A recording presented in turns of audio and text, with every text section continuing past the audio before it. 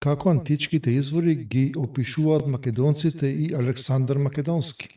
Денес ќе зборуваме за тоа што на вистина велат античките извори за Александар Македонски и за античка Македонија.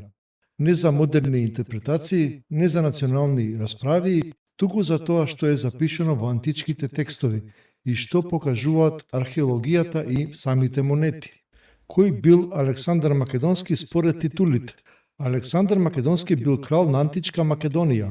Тој владеел како наследник на македонската кралска династија, имал двор, војска и политички систем различен од јужните грчки полиси. Античките автори како Аријан и Плутарх јасно го нарекуваат крал на македонците. Ова не е модерна интерпретација, ова е антички запис.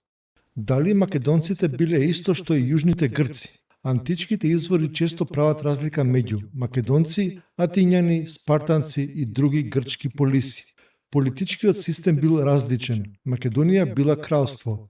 Јужните грчки градови биле полиси со различен модел на власт. Дури во текстовите се гледа разликување на групите. Ова покажува дека античкиот свет бил сложен, а не еднодимензионален. Терминот варварин, во античко време зборот варварин не значел див или примитивен како денес. Значел странец, човек со различен говор, некој чиј јазик не се разбира лесно. Терминот се користел широко за персици, тракици, па и за други народи. Тоа е јазичен и културен опис, не модерна навреда. Античките поими не можат да се толкуваат со денешни дефиниции. Јазикот и администрацијата.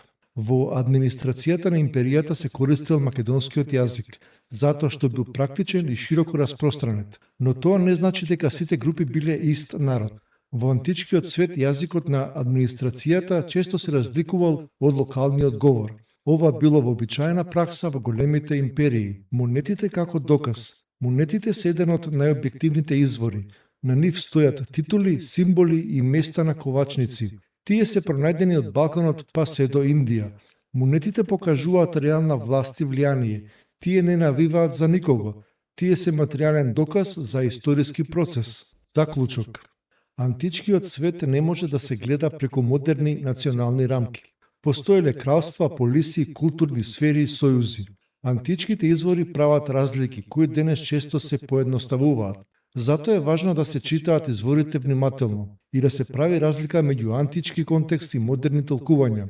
Историјата е сложена и токму затоа вреди да се изучува сериозно.